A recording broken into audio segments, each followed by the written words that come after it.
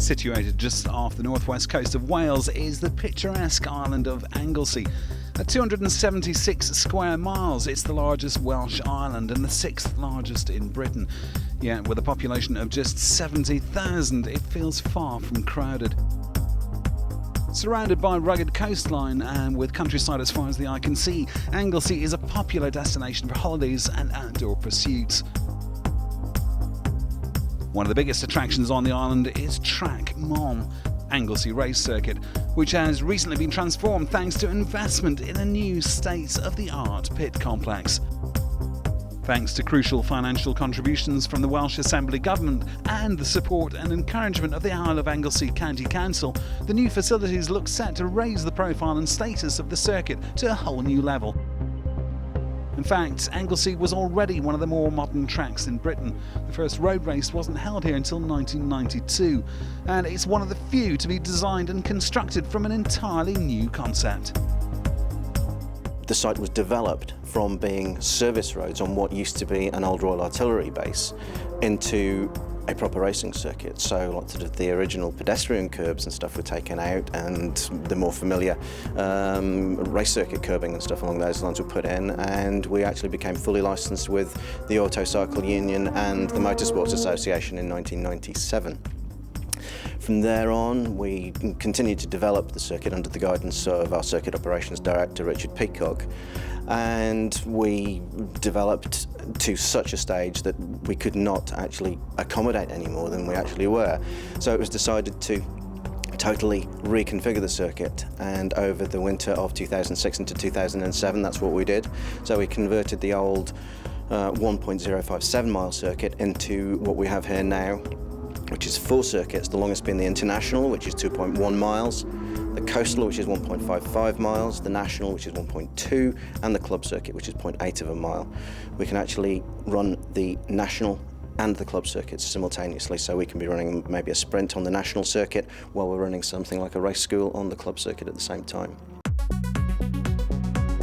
Some of the most popular circuits in the world all have one thing in common: changes in undulation. Spa, Brands Hatch, Mount Panorama, Laguna Seca, they all feature sections of track that dramatically rise and fall. Drivers get the challenge of a roller coaster thrill ride, while spectators benefit from terrific views. With its own interesting undulations, a good mix of fast, challenging bends, some slower, more technical sections, and a circuit that literally overlooks the Irish Sea, Anglesey is fast becoming a driver's favourite. Apart from Phillip Island, I don't think there's anywhere else on the planet that's got a backdrop like this. It's all right sort of seeing photographs of the place and aerial photographs of the place, but until you're actually down on the ground, when you're actually here, you don't actually appreciate the scale of the place and the topography of the circuit. So many circuits are ex-military airfields that are a little bit drab, but I think where we score with the drivers, whether it be for racing or testing, is the huge variety of corners that we've actually managed to incorporate into the design of the track. And of course we've got uphill sections and downhill sweeps, and it's very, very different than something that's been developed from a military airfield. Yeah.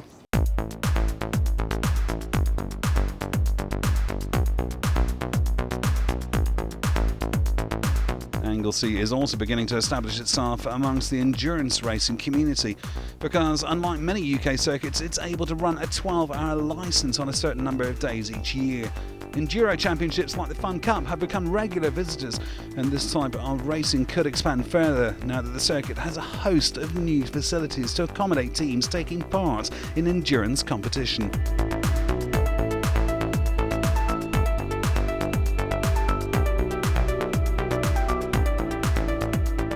We've actually added a new pit wall. We've added probably the best marshal's posts in the UK. We've got double glazed marshal's posts here. We have a 3-storey control tower here and 22 double pit garages.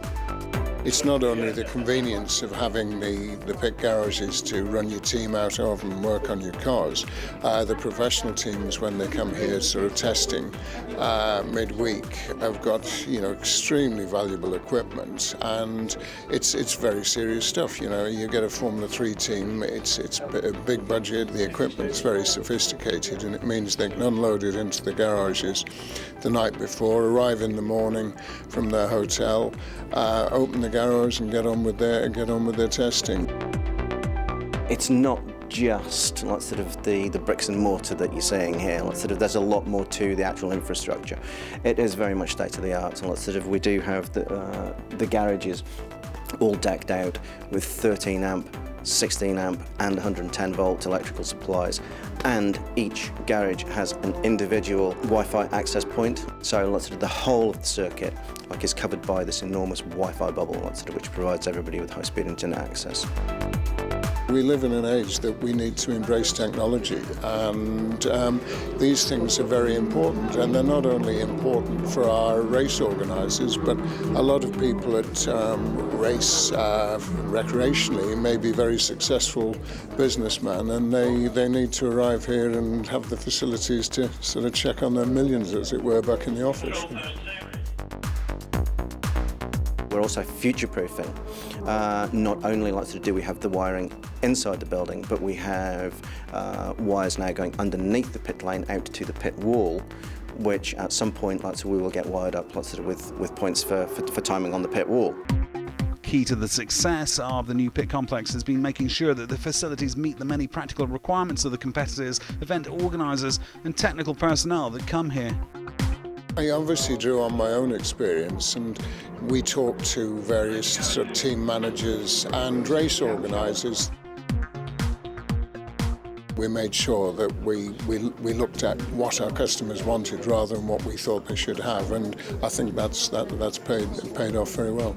Having just built the control tower, we're now seeing more and more Formula 3 teams and touring car teams and superbikes and stuff along those lines coming to us as well. So this is really, really up the game as far as the circuit is concerned. I don't think that they would really look at us if we didn't continue to improve the facilities that we have here. I think lots of this will really, really make people stand up and think, yeah, Anglesey is a pretty good place to be coming to race. And it's not only the motorsport community who benefit from having a contemporary racetrack here on the island.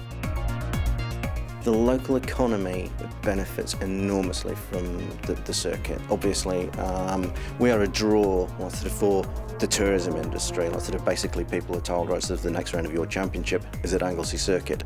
Then they need to go and find where to stay, where to eat, where to drink, where to fill up with fuel. 2,000 people this weekend have visited the racetrack.